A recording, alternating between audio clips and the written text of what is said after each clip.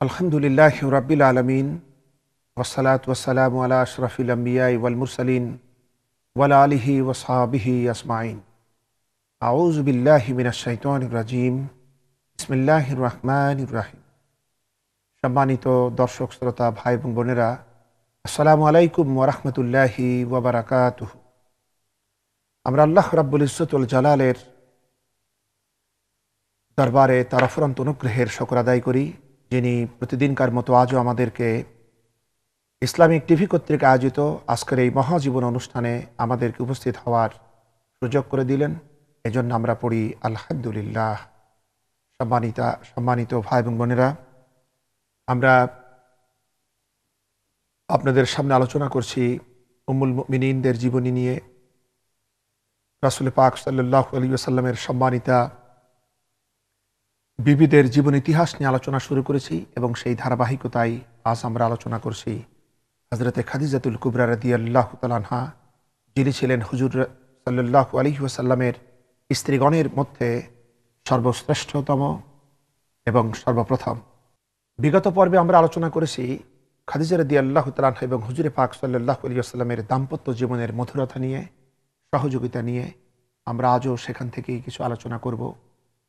তা হচ্ছে খাদিজা রাদিয়াল্লাহু তাআলা আনহা এবং হুজুর সাল্লাল্লাহু আলাইহি ওয়াসাল্লামের দাম্পত্য জীবনে খাদিজা রাদিয়াল্লাহু তাআলা আনহার সান্ত্বনা দান, তার সহানুভূতি, তার সহমর্মিতা এবং খাদিজা রাদিয়াল্লাহু তাআলা আনহার বিচক্ষণতা, এটা নিয়ে আজ আমরা আলোচনা করতে চাই। সম্মানিত ভাই এবং বোনেরা, বিগত পর্বে আপনারা শুনেছেন হুজুরে পাক সাল্লাল্লাহু আলাইহি ওয়াসাল্লাম তিনি হেরা গুহা থেকে ওহীর তীব্র ঝলকানি, তীব্র স্পর্শ তিনি স্বাভাবিকভাবে সইতে না পেরে তিনি ছুটে এসেছিলেন এবং তার তখন একটাই লক্ষ্য ছিল, তিনি যাবেন শুধুমাত্র তার সহধর্মিণী প্রাণ প্রিয় স্ত্রী খাদিজা রাদিয়াল্লাহু তাআলা আনহার কাছে, এবং তিনি সেখানে গিয়েছিলেন। এখানে আমরা বুঝতে পারি খাদিজা রাদিয়াল্লাহু তাআলা আনহার প্রতি তার কতখানি নির্ভরতা ছিল, কতখানি বিশ্বস্ততা ছিল, তা আমরা সত্যিই আমাদের কাছে এক বিস্ময়কর, কিন্তু এটাই হচ্ছে বাস্তব। এবং তিনি সেখানে গিয়েছিলেন এবং তিনি অত্যন্ত পেরেশানি বোধ করেছিলেন, এবং তার পেরেশানি দেখে আমাদের মতো খাদিজা রাদিয়াল্লাহু তাআলা আনহা হইচই করেন নাই, বেকারার হন নাই, পাগলামি করেন নাই, বরং প্রজ্ঞাবান অভিভাবক সুলভ ব্যবহার তিনি করেছেন এবং তিনি তাকে তার শরীর কাপড় দিয়ে আবৃত করে তাকে সহানুভূতি দেখিয়েছেন, তাকে শান্ত করেছেন। এবং তার কাছে তিনি যখন ঘটনা জানতে চেয়েছেন, হুজুরে পাক সাল্লাল্লাহু আলাইহি ওয়াসাল্লাম ব্যথিত চিত্তে পেরেশানির সঙ্গে তিনি যখন তার দেখা সেই কাহিনী, যা তিনি জিবরিল আমিন আলাইহিস সালামকে দেখে এবং তার কথা শুনে তিনি যে কষ্টবোধ করছিলেন, যে অসুবিধা বোধ করছিলেন, যে ভয়াতুর অবস্থা সৃষ্টি হয়েছিল, সব যখন তিনি ছবির আকারে খাদিজা রাদিয়াল্লাহু তাআলা আনহার সামনে তুলে ধরে বললেন যে, খাদিজা, আমার মনে হয় আমি আর বাঁচব না, আমি আমার জীবন সম্পর্কে সন্দিহান হয়ে পড়ছি। সেই সময় আমাদের এই সম্মানিত মা, এই শ্রদ্ধা মা কি জবাব দিয়েছিলেন? তিনি বলেছিলেন, হে আবুল কাসিম, হে কাসেমের পিতা, আল্লাহর শপথ, না, কখনো নয়। আল্লাহ পাক আপনাকে কোনো ক্ষতি করবেন না, কারণ আপনি জীবনে মিথ্যা বলেন না, গরিব দুস্থ মানুষের সহায় আপনি অভাবগ্রস্তকে অভাব মুক্ত করে দেন, আপনি অসহায়কে সহায়তা দেন, আপনি গরিব দুঃখী মিসকিনকে সাহায্য করেন, আপনি মুসাফিরদের খেদমত করেন, আপনি মেহমানকে মর্যাদা দেন, আপনি আমানতের খেয়ানত করেন না, আমানতকে রক্ষা করেন, এবং আপনি সত্যবাদিতাই হচ্ছে আপনার কর্মসূচি। সুতরাং আপনার মতো একজন ভালো মানুষকে আল্লাহ পাক কখনো ক্ষতি করবেন না। সম্মানিত ভাই এবং বোনেরা, স্ত্রীর কাছ থেকে এটা কতখানি সহানুভূতি, এটা কতখানি তার সাথে তার একাত্মতা, কতখানি উৎসাহ প্রদান, তা আমরা ভাবতে পারি। এবং এই সময় খাদিজা রাদিয়াল্লাহু তাআলা আনহার উৎসাহ দান, এটাই ছিল তার একমাত্র প্রয়োজন, এবং তিনি তা লাভ করেছিলেন।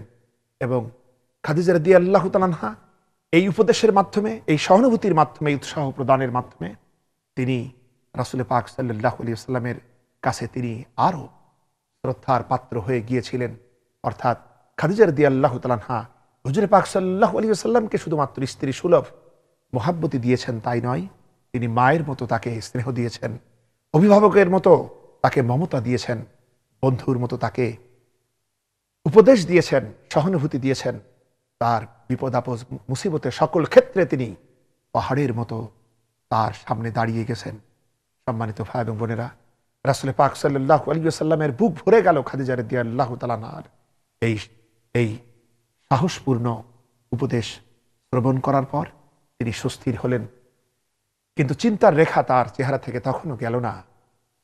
তিনি তখন রাসূল পাক সাল্লাল্লাহু আলাইহি ওয়াসাল্লামকে আরো সাহসী করার জন্য, আর আত্মবিশ্বাসে ভরপুর করার জন্য তিনি তার বিচক্ষণতার পরিচয় দিলেন। তিনি তখন তাকে সাথে করে নিয়ে তৎকালীন ইনজিল তাওরাতের বিশেষজ্ঞ পণ্ডিত ব্যক্তি, তারই চাচাতো ভাই ওয়ারাকা বিন নাউফল, তার কাছে নিয়ে গিয়ে বললেন, ভাইজান আপনি দেখুন তো আপনার ভাতিজার কি হচ্ছে। ওরাকা বিন নাউফল অন্যদিক থেকে রাসূলের সঙ্গে তার যে সম্পর্ক ছিল তাতে হুজুর তার ভাতিজাই হতেন, আর এদিকে খাদিজা রাদিয়াল্লাহু তাআলা আনহার তিনি ভাই হতেন, চাচাতো ভাই ধরনের হতেন তিনি। তাই তিনি বললেন, ভাইজান আপনি দেখুন আপনার ভাতিজার কি অবস্থা। হুজুরে পাক সাল্লাল্লাহু আলাইহি ওয়াসাল্লাম এর কাছে সব শ্রবণ করলেন ওরাকা বিন নাউফল। সব শুনে তিনি উচ্ছ্বাসের সঙ্গে বললেন, এটা তো সেই নামুস, অর্থাৎ সেই বাণীবাহক জিবরিল, যা হযরতে মূসা আলাইহিস সালামের প্রতি অবতীর্ণ হতো। সুতরাং ভয়ের তো কোনো কারণ নাই।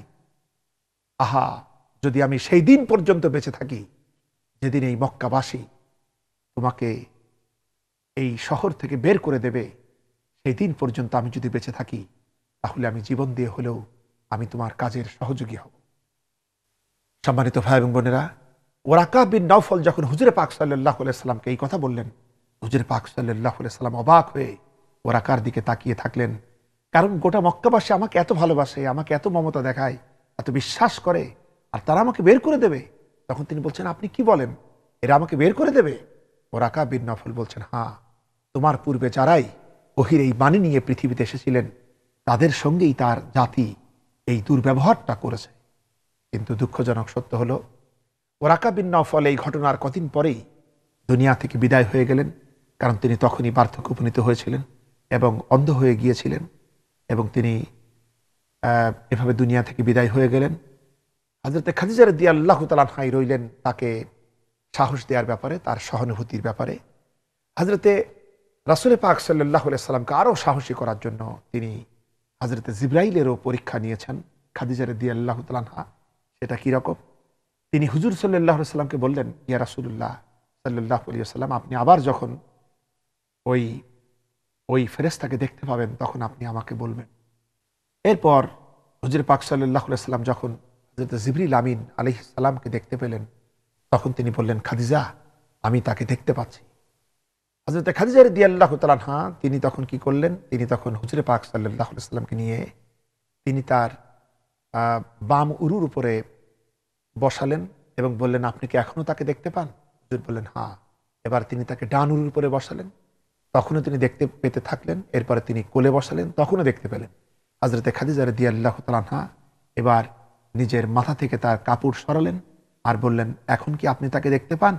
হুজুর সাল্লাল্লাহু আলাইহি সাল্লাম বললেন, না, আমি এখন আর তাকে দেখি না। খাদিজা রাদিয়াল্লাহু তাআলা আনহা তখন বললেন, কোনো ভয়ের কারণ নাই, আপনি যাকে দেখছেন সে যদি শয়তানি হতো তাহলে আমার মাথা থেকে কাপড় সরানোর পর সে বেহায়ার মতো তাকিয়ে থাকতো। নিঃসন্দেহে আল্লাহর ফেরেশতা, এতে কোনো সন্দেহ নাই। সম্মানিত ভাই এবং বোনেরা, খাদিজা রাদিয়াল্লাহু তাআলা আনহার এই চরম বিশ্বাস ভরা উৎসাহ নিয়ে হুজুরে পাক সাল্লাল্লাহু আলাইহি সাল্লাম সুস্থির হলেন এবং তিনি চিন্তান্বিত থাকতেন। এমনি আগে থেকেই তিনি ভাবুক ছিলেন এবং মানবতার কল্যাণ সাধনে তিনি তৎপর ছিলেন। এখন তিনি ওহির শিক্ষা নিয়ে, ওহির কার্যকরিতা নিয়ে কিভাবে প্রয়োগ করা যায় এটা নিয়ে তিনি ভাবতে থাকলেন। হযরত খাদিজা রাদিয়াল্লাহু তাআলা আনহা তার বিচক্ষণতা, তার উদারতা, তার সেবা, তার জ্ঞান দিয়ে হুজুর পাক সাল্লাল্লাহু আলাইহি সাল্লামের এই মারাত্মক অবস্থায় তিনি তার একমাত্র সহযাত্রী ছিলেন, সহায়ক ছিলেন। সম্মানিত ভাই এবং বোনেরা, আমরা যদি এই ঘটনাটাকে একটু বিশ্লেষণ করি, আমরা এখানে একটি বিরাট জিনিস বুঝতে পারি যে ইসলামের যে সমস্ত দুশমনেরা বলে থাকে যে কোরআন হচ্ছে মুহাম্মদ সাল্লাল্লাহু আলাইহি সাল্লামের, ইসলাম হচ্ছে তার তৈরি, নাউজুবিল্লাহ, তারা যদি একটু চোখ কান মুখ খুলে একটু যদি দেখতে পেত, একটু যদি এই ঘটনার উপরে চিন্তা ভাবনা করত যে হুজুরে পাক সাল্লাল্লাহু আলাইহি সাল্লাম যদি পূর্ব থেকেই ওহির অপেক্ষা করে থাকবেন, পূর্ব থেকেই যদি তিনি এরকম নবুয়তের একটি ভড়ং ধরার চেষ্টা করবেন, তাহলে অবস্থা তো এরকম হওয়ার কথা না। কারণ যখনই তিনি দেখলেন জিবরাইলকে, যার তিনি অপেক্ষা করছিলেন তাদের কথা অনুযায়ী, তাহলে তো তার এত পেরেশানি হওয়ার কথা নয়। কিন্তু আমরা দেখতে পাই যে সম্পূর্ণ দৃশ্যটা যার সামনে এসেছিল, তার সামনে যেটা প্রতিভাত হয়েছিল তা সম্পূর্ণ ছিল তার অজানা। তাই কোরআনে কারীমে আল্লাহ পাক এভাবে বলেছেন যে নবী, আপনি তো জানতেন না কেতাব কারে বলে, আর আপনি তো জানতেন না ঈমান কি জিনিস, এগুলা তো ওহীর মাধ্যমে আমি আপনাকে জানিয়েছি। সম্মানিত ভাই এবং বোনেরা, এবং আমরা দেখতে পাই যে তিনি একেবারে অজানা আশঙ্কায় তিনি ছুটে এলেন।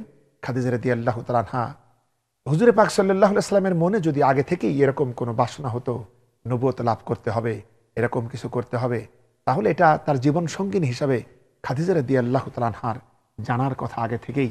এবং তিনি যখন এরকম প্রেসার নিয়ে আসলেন, স্বাভাবিকভাবেই খাদিজা রাদিয়াল্লাহু তাআলা আনহা তার সুস্থিরতার জন্য, তার সাহস সৃষ্টির জন্য যা কিছু করেছিলেন, ঘটনা তো এরকম হওয়ার কথা ছিল না। বরং তিনি তখন অনায়াসেই বলবেন, আপনার কিসের চিন্তা, আপনি যেটা পাওয়ার জন্য ছুটছিলেন, যেটা পাওয়ার জন্য সাধনা করেছিলেন, সেটা তো চলে এসছে। সুতরাং এখন আপনি আপনার দরবার সাজান, আর আমি ভক্তদের নজর নেওয়াজ সামলানোর জন্য চেষ্টা করি, এরকমই তো কথা হবে। কিন্তু না, সেটা হয় নাই। সম্পূর্ণ অজানা দৃশ্যের মুখোমুখি হয়ে হুজুরে পাক সাল্লাল্লাহু আলাইহি ওয়াসাল্লাম তিনি খাদিজা রাদিয়াল্লাহু তাআলা আনহার কাছে এসেছিলেন। আর খাদিজা রাদিয়াল্লাহু তাআলা আনহা তিনি যেহেতু ছিলেন একজন বিচক্ষণ মহিলা, সাধারণ এবড়ো থেবড়ো মহিলা নয়, তিনি ছিলেন বিচক্ষণ মহিলা, তিনি ছিলেন আন্তর্জাতিক ব্যবসায়ী, তার দূরদর্শিতা ছিল। এবং 15 বছর তখন তার দাম্পত্য জীবন অতিবাহিত হচ্ছিল। এই 15 বছরের ভিতরে স্বামীর কোনো বিষয় অজানা থাকার কথা নয়, তাকে চিনতে বিন্দু পরিমাণও অপূর্ণতা হওয়ার কথা নয়। সুতরাং তিনি তার দীর্ঘকালের অভিজ্ঞতা দ্বারা বুঝতে পেরেছিলেন, নবুয়তের উন্নত চরিত্র যদি কারো থাকে, সে চরিত্র আমার স্বামী, আমাদের নবী মুহাম্মদুর রাসূলুল্লাহ সাল্লাল্লাহু আলাইহি সাল্লামেরই মতো মানুষেরই হওয়া দরকার। এটা তিনি বুঝতেন। কারণ দাম্পত্য জীবনের এই একাত্মতার মাঝে তিনি বুঝতে পেরেছিলেন, তার মতো সৎ এই বিশ্বে আর কেউ নাই। সুতরাং হুজুর যখন নবী হিসাবে তার সামনে আবির্ভূত হলেন, তিনি দেরি করেন নাই। তিনি সঙ্গে সঙ্গে আল্লাহ পাকের কালেমা গ্রহণ করে ইসলামে দীক্ষা নিয়েছেন। হুজুরে পাক সাল্লাল্লাহু আলাইহি ওয়াসাল্লামের ঈমান গ্রহণ, তার কাছে সত্য গ্রহণ থেকে খাদিজা রাদিয়াল্লাহু তাআলা আনহার ঈমান গ্রহণ একটু দেরি হয় নাই। কারণ দুটি বাল্ব যদি একই তারে লাগানো থাকে, একটি বাল্ব যখন বিদ্যুতের স্পর্শে জ্বলে ওঠে, তখন অপর বাল্বটি জ্বলতে একটুও দেরি হয় না, সে তার সাথেই জ্বলে ওঠে। সুবহানাল্লাহি বিহামদিহি। হযরত খাদিজা রাদিয়াল্লাহু তাআলা আনহা, এভাবে তিনি হচ্ছেন সমগ্র মানবতার ভিতরে প্রথম ব্যক্তি। তিনি আমাদের মা, তিনি আমাদের শ্রদ্ধা, তিনিই প্রথম হুজুরে পাক সাল্লাল্লাহু আলাইহি ওয়াসাল্লামকে তার কাছে তিনি ইসলাম গ্রহণ করেছেন। সম্মানিত ভাই এবং বোনেরা, আমরা কত মানুষের কথা শুনি, কত কত কত আউলিয়া পীর কেরাম ওলিয়া উলিয়া কত কথা শুনি, কত বুজুর্গ। এখন আপনি নিজেই চিন্তা করুন, আপনি যদি মনে করেন যে খাদিজার ঈমান আনাটা খুবই স্বাভাবিক বিষয়, খুবই সহজ ব্যাপার, তা কিন্তু নয়। যদিও বাস্তবতার কারণে স্বাভাবিক, কিন্তু এই স্বাভাবিকটা অনায়াসে অর্জিত হয় নাই। আপনি এটা মনে করতে পারেন যে আমার ক্ষমতা আছে, আমার স্ত্রী আমার মানে, কিন্তু একদিন আপনি বলুন তো, হঠাৎ করে ঘুম থেকে উঠে বলেন, বেগম আমি তো স্বপ্নে দেখেছি আমার কাছে জিবরাইল এসেছিল, তুমি এখন আমার মুরিদ হও। তাহলে দেখবেন বউ বলবে, শোনো, তুমি এই ধরনের কথা অন্য জায়গায় গিয়ে বলোগে, আমার কাছে এসব কথা কইও না, কারণ তুমি কিরকম চরিত্রের মানুষ সেটা অন্তত আমি জানি। তাই হুজুরে পাক সাল্লাল্লাহু আলাইহি সাল্লাম বলেছেন, তোমাদের ভিতরে সেই ব্যক্তি উত্তম যে তার স্ত্রীর কাছে উত্তম, আর আমি বিশ্বনবী আমার স্ত্রীদের কাছে উত্তম। সম্মানিত ভাই বোনেরা, সুতরাং স্ত্রী যে তাকে নবুয়তের যে সার্টিফিকেট দিয়েছেন, যে নিঃসন্দেহে এরকম মানুষের নবী হন, এবং তাকে উৎসাহ দানে তার যে কথাগুলি, যে গুণবাচক শব্দ তিনি প্রয়োগ করে তাকে সাহস দিয়েছিলেন, তা সত্যি অসাধারণ। এবং এর দ্বারা আমরা বুঝতে পারি খাদিজা রাদিয়াল্লাহু তাআলা আনহার এই স্বীকৃতির মাধ্যমে, এই স্বীকৃতিটুকুনও হুজুরে পাক সাল্লাল্লাহু আলাইহি ওয়াসাল্লামের রিসালাতের, তার নবুয়তের এক মজবুত প্রমাণ, এতে কোনো সন্দেহ নাই। এরপরে আমরা দেখতে পাই হযরত খাদিজা রাদিয়াল্লাহু তাআলা আনহা, তার কাছে একটি গোলাম থাকত, যে গোলামটি তারই চাচাতো ভাই হাকাম আরবের ওকাজ মেলা থেকে কিনে এনেছিলেন। তখন এই গোলামটির বয়স ছিল মাত্র ৮ বছর। নাম ছিল হযরত যায়েদ রাদিয়াল্লাহু তাআলা আনহু। এই যায়েদের পিতা ছিল হারেসা।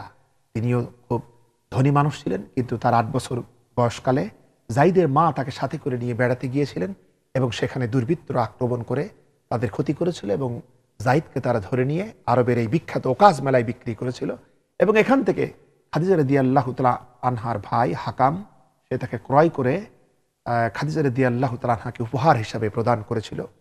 যায়েদ রাদিয়াল্লাহু তাআলা আনহু ছোটবেলায় সে ৮ বছর থেকেই খাদিজা রাদিয়াল্লাহু তাআলা আনহার তত্ত্বাবধানে বেড়ে উঠেছিলেন। তার আভ্যন্তরীণ বিষয়, ঘরের খবর সবকিছু তিনি তার চোখে দেখেছিলেন এবং তিনি খাদিজা রাদিয়াল্লাহু তাআলা আনহাকে সম্মান করতেন, তার প্রতি তার বিশ্বস্ততা ছিল এবং যায়েদ রাদিয়াল্লাহু তাআলা আনহুর অপূর্ব ব্যবহারে সকলেই সন্তুষ্ট ছিল।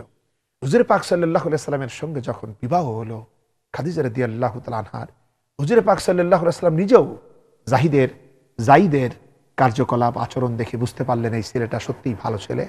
তখন তিনি তার প্রতি সন্তুষ্ট হয়েছিলেন। তার এই সন্তুষ্টি দেখে খাদিজা রাদিয়াল্লাহু তাআলা আনহা তার স্বামীর খেদমতের জন্য যায়েদকে উপহার হিসেবে দিয়ে দিয়েছিলেন। এরপরে যায়েদ হুজুর পাক সাল্লাল্লাহু আলাইহি সাল্লামের তত্ত্বাবধানে বেড়ে ওঠেন। অবশ্য একই বাড়ি একই পরিবার, এখানেই তারা ছিলেন। এভাবে এই সুন্দরতম আদর্শিক দম্পতির আচরণ দেখে যায়েদ রাদিয়াল্লাহু তাআলা আনহু তিনি তাদেরকে শ্রদ্ধা করতেন, অসীম শ্রদ্ধা। আপনি আমি যত ভালোই হই, চাকর বাকরের কাছে যত ব্যবহারে আপনি করুন, কিছু ত্রুটি থাকে, কিন্তু এই যে নবদম্পতি, এই যে আদর্শিক দম্পতি, নবুয়তের আগেও তাদের চরিত্র এমন ছিল যে তাদের আচরণে যায়েদ একেবারে নিজেকে হারিয়ে ফেলেছিল তাদের মাঝে। তাই আমরা দেখতে পাই যখন তার পিতা হারেসা যখন জানতে পারলো তার ছেলে আছে মক্কা শরীফে মুহাম্মদ সাল্লাল্লাহু আলাইহি ওয়াসাল্লামের তত্ত্বাবধানে, তখন তিনি এবং তার ভাই মানে যায়েদের আরেক চাচা এদেরকে নিয়ে তিনি এসেছিলেন এবং হুজুর সাল্লাল্লাহু আলাইহি ওয়াসাল্লামের কাছে প্রস্তাব আকারে বলেছিলেন যে আমি হচ্ছে যায়েদের পিতাই হচ্ছে তার চাচা, আমার ছেলে আপনার কাছে আছে, আপনি তার মুক্তির বিনিময়ে যা কিছু চান আমরা তা দিতে চাই, আপনি আমার ছেলেকে মুক্ত করে দেন। হুজুর সাল্লাল্লাহু আলাইহি ওয়াসাল্লাম বলেছিলেন যে দেখুন, যায়েদ যদি আপনাদের সাথে যেতে চায় তাহলে আমি এমন লোক নই যে তাকে যেতে দেব না, আর যদি সে না যেতে চায় তবে আমি এমন লোক নই যে তাকে জোর করে পাঠিয়ে দেব। এই ঘটনা কিন্তু নবুয়তের পূর্বে। তখন হচ্ছে মানুষ মুহাম্মদ সাল্লাল্লাহু আলাইহি ওয়াসাল্লাম তার কথা শুনে যায়েদের পিতা এবং চাচা উভয়ই বললেন আপনি ইনসাফের চাইতেও সুন্দর কথা বলেছেন, কারণ হুজুর বলেছিলেন যে কোনো টাকা লাগবে না, এমনিই সে যাবে যদি সে যেতে চায়।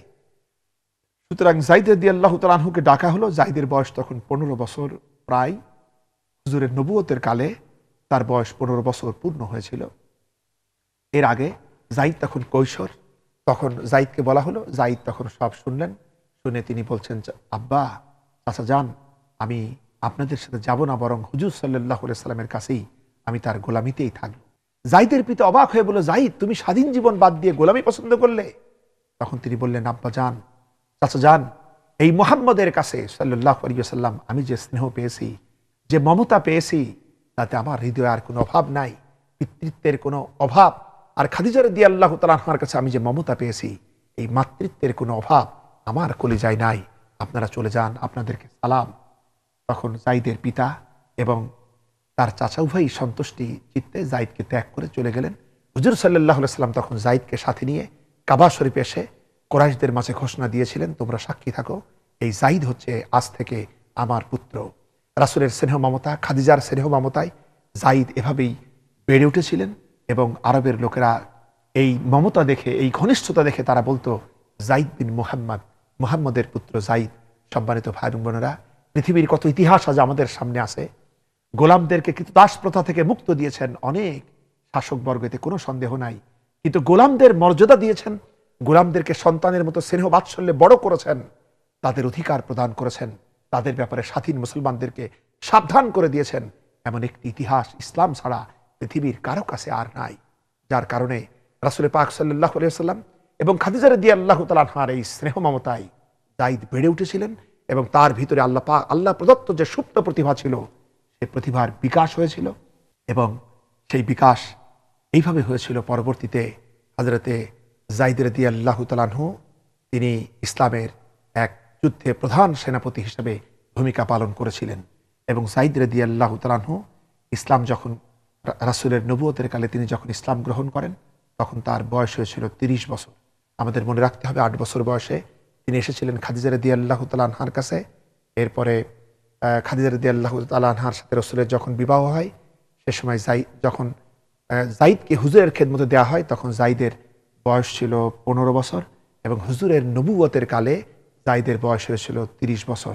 সম্মানিত ভাই এবং বোনেরা, তাহলে আমরা বুঝতে পারি হুজুর যখন নবুয়ত লাভ করলেন প্রথম মুসলমান হিসেবে পরিগণিত হলেন খাদিজা রাদিয়াল্লাহু তাআলা আনহা এবং তিনি হুজুরের সঙ্গেই তিনি নামাজ পড়তেন, ইবাদত করতেন। হযরত জিবরাইল আলাইহিস সালাম একবার এসেছিলেন, এসে তিনি মক্কার এক মালভূমিতে দাঁড়িয়ে হুজুরকে সাথে নিয়ে তিনি সেই মাটির উপর একটি পদাঘাত করেছিলেন। তারপর সেখান থেকে পানির ঝর্ণাধারা নির্গত হয়েছিল। এরপরে তিনি অজু কিভাবে করতে হয় নিজে অজু করে হুজুরকে শিক্ষা দিয়েছিলেন। এরপরে ২ রাকাত করে নামাজ পড়ার ট্রেনিং তিনি হুজুরকে দিয়েছিলেন, হুজুরকে সাথে নিয়ে নামাজ পড়েছিলেন।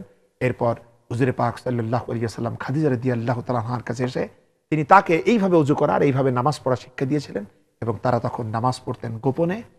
একদিন একটি বালক তার গৃহে থাকত, সেই বালকটি দেখতে পেল যে এই দম্পতি দুজন তারা এইভাবে কারে যেন সিজদা দেয়।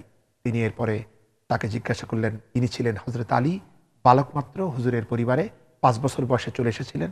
হুজুর নিজেই তাকে স্নেহ মমতা দিয়ে নিয়ে এসেছিলেন এবং এখানেই তিনি বেড়ে উঠছিলেন। এবং এরপরে তার বয়স যখন ১০ বছর তখন হুজুরকে এবং খাদিজা রাদিয়াল্লাহু তাআলা আনহাকে নামাজরত দেখে তিনি প্রশ্ন করেছিলেন যে ভাইজান আপনার এভাবে কারে সিজদা দেন? হুজুর সাল্লাল্লাহু আলাইহি ওয়াসাল্লামের মুখে যখন তিনি সব শুনলেন তিনি তখন ইসলামের পবিত্র কালেমা গ্রহণ করে ইসলামে প্রবেশ করেন। এইভাবে আমরা দেখতে পাই নিকটতম ব্যক্তিবর্গ যাদেরকে চিনে তাদের চেনাটাই কিন্তু আসল। আমি আপনি পাগড়ি পরে বিরাট পোশাক পরে বাইরে বের হয়ে বলতে পারি আমি হচ্ছি জিবরাইল ফেরেশতা, আমি হচ্ছি বিশাল বড় কেউ, এরকম কথা আমরা বলতে পারি, কিন্তু আমরা প্রকৃতপক্ষে ভালো কি মন্দ, জিবরাইল ফেরেশতা না শয়তানের আত্মীয়, এটা সব থেকে ভালো জানেন আমাদের স্ত্রী, আমাদের সন্তান, আমাদের কাজের লোকেরা, কারণ তারা তো আমাদেরকে নিকট থেকে দেখে। তাহলে আমরা একটু চিন্তা করি, খাদিজা রাদিয়াল্লাহু তাআলা আনহা এবং হুজুর সাল্লাল্লাহু আলাইহি ওয়াসাল্লামকে এরাই তো নিকট থেকে দেখেছিলেন এবং হুজুরকে দেখেছিলেন খাদিজাও। এবং দেখুন সর্বপ্রথম ইসলাম যারা গ্রহণ করেছিলেন তাদের প্রথম নম্বরে ছিলেন খাদিজা রাদিয়াল্লাহু তাআলা আনহা। এবং যদিও মতপার্থক্য আছে তারপরও তার পুত্রতুল্য ভাই, তার গৃহে থাকা মানুষ হযরত আলী রাদিয়াল্লাহু তাআলা আনহু এবং তার সর্বক্ষণের চাকর বা গোলাম, যে যার চোখের সামনে তারা দুজন ছিলেন, তিনি ইসলাম গ্রহণ করেছিলেন।